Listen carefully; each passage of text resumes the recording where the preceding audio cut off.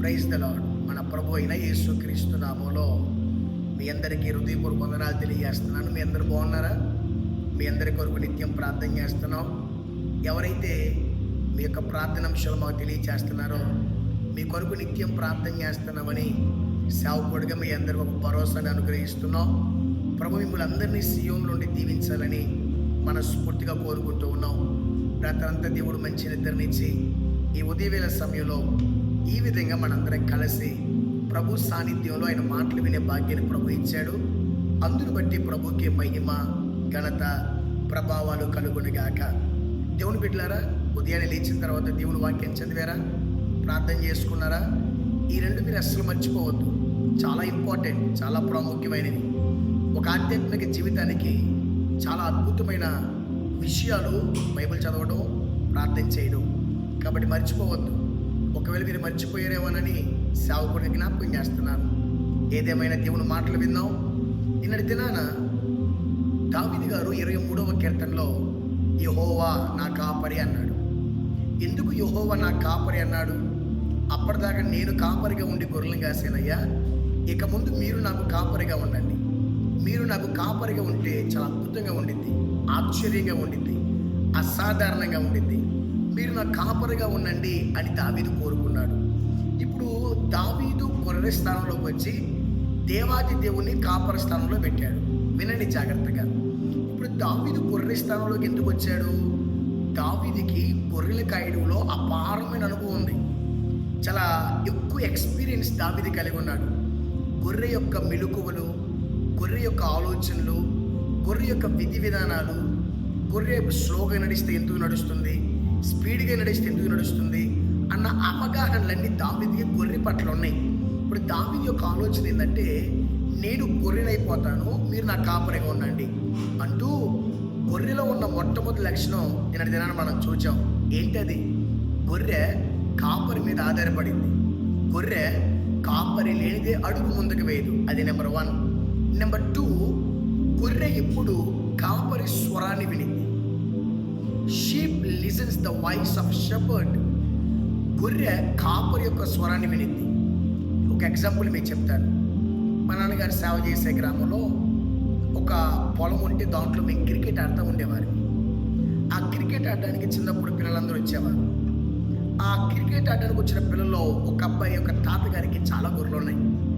So మేము cricket ఆడుతుంటే ఒక పక్క నుండి రమారమ్మకి 500-600 గొర్రెలు వస్తూ ఉన్నాయి. దానికి 3 నుంచి 4 కాపర్లు ఉన్నారు.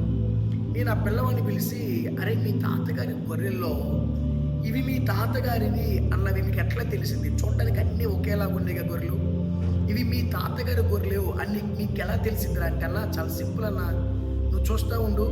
ఓ స్థలానికి వస్తారు, అక్కడ 4 కాపర్లు 4 పక్కలు నిలబడతారు. ఒక్కొక్కరు ఒక శబ్దం చేస్తారు.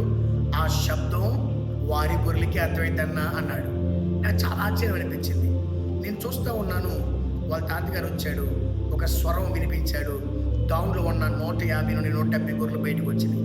ఇప్పుడు ఆ గొర్రెలు ఆ కాసే కాపరి స్వరాన్ని వినగలిగినాయి. అంటే ఎందుకు దావీదు గొర్రె స్థానంలోకి వచ్చాడంటే, అయ్యా, 1 నీ మీద ఆధారపడతాను, నా కాపరిగా ఉండు. 2 నీ స్వరాన్ని నేను వినాలని ఆశపడుతున్నాను.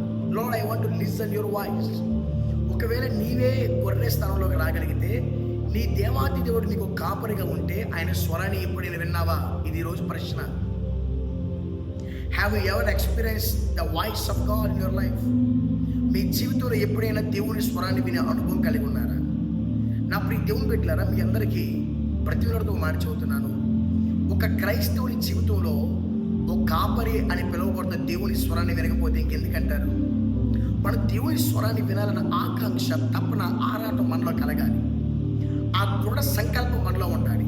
నువ్వు ప్రార్థన స్థలానికి వెళ్ళినప్పుడు అడుగు, ప్రభువా, I want to listen your voice. ఈరోజు నీ స్వరాన్ని వినాలన్న ఆకాంక్ష నాలో ఉంది, ఆ దప్పిక నాలో ఉంది, ఆ తృష్ణ నాలో ఉంది. స్పీక్ టు మీ, నాతో మీరు మాట్లాడండి. ప్రవక్తల పుస్తకాల్లో మీరు చూడండి, యెహోవా యోనాకు ప్రత్యక్షమై అన్న మాట ఉందా? యెహోవా ఇర్మియాకు ప్రత్యక్షమై, యెహోవా యెషీకి ప్రత్యక్షమై, ఇలా ప్రవక్తలకు ప్రత్యక్షమైన దేవుడు ఈనాటి కాలంలో మనకు కూడా ప్రత్యక్షమై ఆయన స్వరాన్ని వినిపింపగలిగిన సర్వశక్తిమంతుడు. అందుకు మనం ఏం చేయాలి? ఆశ కలిగి ఉండాలి.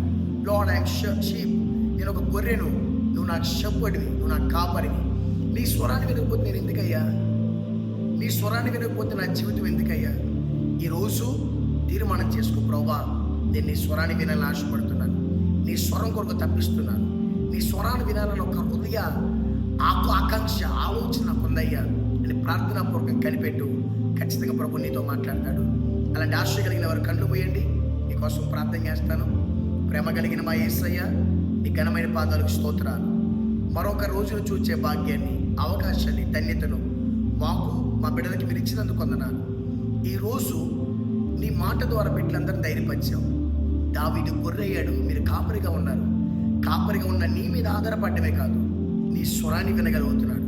యేసు నామములో, యేసు నామములో, యేసు నామములో ఎవరైతే ఈ వీడియో చూస్తున్నారో వారు మీ స్వరాన్ని వినాలన్న ఒక ఆకాంక్ష, ఎస్ రిబా షగధరలబాల, ఓ జీసస్ రిమా అగదనమ, నీ స్వరాన్ని వినాలని ఒక ఆకాంక్ష, ఒక ఆలోచన యేసు నామములో వారికి కలుగునే గాక. నజరేయుడైన యేసు నామములో వారి దృఢ సంకల్పం, ఒక వైరాగ్యం వారిలో పుట్టును గాక. నాయన నీ స్వరం విన్న భక్తులు ఉన్నతమైన శిఖరాలు ఎక్కారు, నీ కొరకు ఘనమైన కార్యాలు చేయగలిగారు. ఈ వీడియో చూస్తున్న ప్రతి ఒక్కరూ నీ స్వరాన్ని వినాలన్న ఆలోచనలోకి ఈ రోజంతా మార్చుకున్నట్లు నీ కృప అనుగ్రహించమని నజరేయుడైన యేసు నామములో అడిగి వేడుకొని ప్రార్థిస్తున్నాము తండ్రి. ఆమేన్, ఆమేన్. May God bless you. దేవుడు మిమ్మల్ని అందరినీ దీవించి అత్యధికంగా ఆశీర్వదించి ఈ దినచర్య అంతట్లో ఆయన కృప మీకు తోడై ఉండును గాక. ఆమేన్.